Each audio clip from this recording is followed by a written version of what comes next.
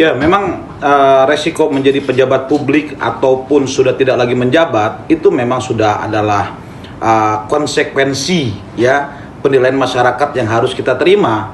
Maka setelah kejadian Lisa Mariana dan perkaranya pun sudah naik sidik, bahkan sudah ditetapkan tersangka di Bareskrim, ini kan menjadi semakin jelas ya bahwasannya adanya laporan RK terkait terlapor saat itu dan sekarang tersangka Lisa Mariana, ini kan ada indikasi memang adanya dugaan perbuatan di antara keduanya ya, ditambah dengan kita dapat kabar informasi langsung bahkan sahih dari pihak pengadilan agama, Ibu Atalia ya, kita menghormati beliau yang akhirnya melakukan gugatan cerai dengan alasan yang kita sama-sama bisa menganalisis lah. Sementara di dalam alasan-alasan gugatan cerai itu pasti salah satunya adalah terkait perkara antara RK dalam hal ini sebagai termohon ya untuk perkara cerainya, talak cerai, gugat cerai,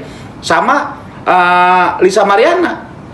Walaupun nanti yang lain-lainnya alasannya itu bagaimana pihak Ibu Atalia kan seperti itu. Tapi saya meyakini salah satu alasan gugatan cerai dari Ibu Atalia itu adalah itu.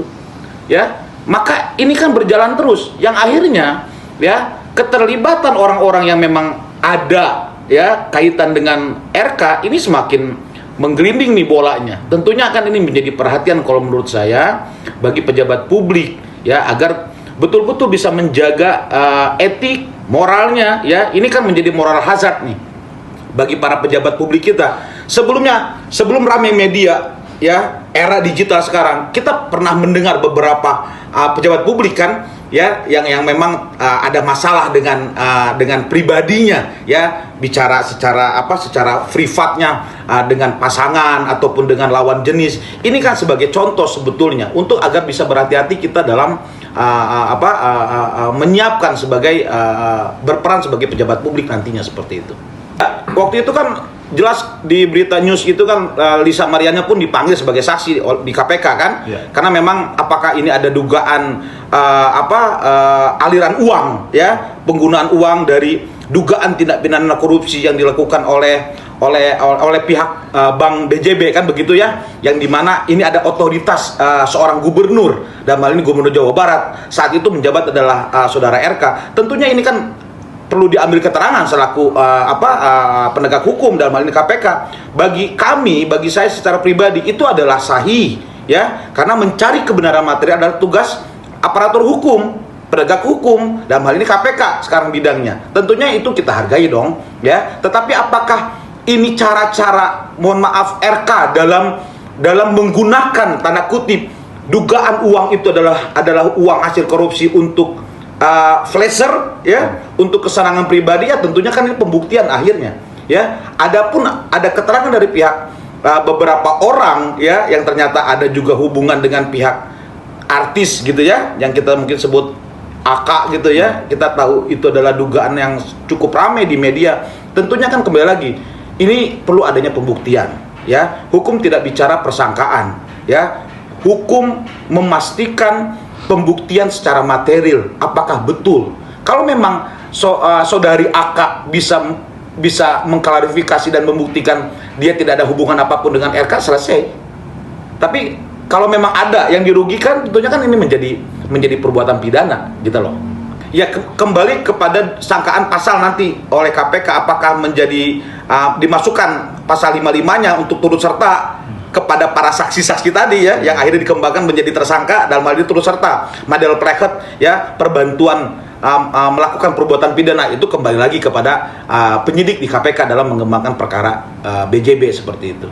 Ya tentunya kan kalau nanti keterangan saksi di KPK yang kemarin kita sudah banyak masyarakat melihat ya, karena sudah post di news TV, tentunya kan itu kembali kepada kewenangan penyidik ya. Apakah keterangan dari saksi-saksi yang ada kaitannya secara pribadi kepada RK itu ya, beberapa perempuan misalkan seperti itu, atau ada 1-2 orang perempuan yang ada kaitannya ini dalam menggunakan uang hasil korupsi misalkan, kan tentunya keterangan itu harus dimintai.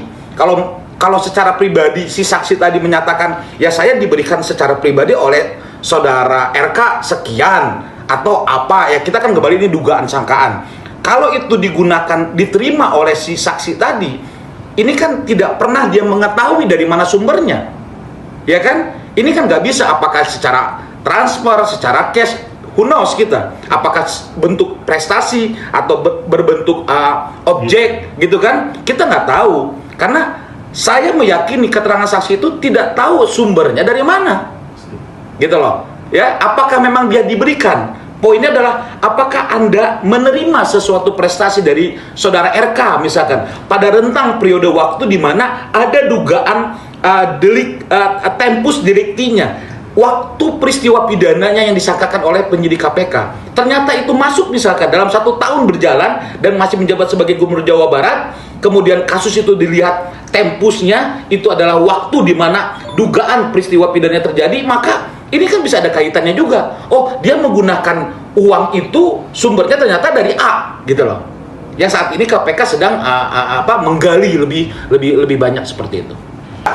Pidana itu tidak menghilangkan pertanggungjawaban hukumnya, ya. Misalkan dikembalikan sebagai, ini kembali kepada kewenangan penyidik dalam memastikan apakah sangkaan pasal bagi nantinya akan ditetapkan naik sidik, ya. Kemudian akhirnya sudah mulai penetapan tersangka, tentunya kan para saksi-saksinya kan diundang kembali, ya, diundang klarifikasi untuk naik sidik.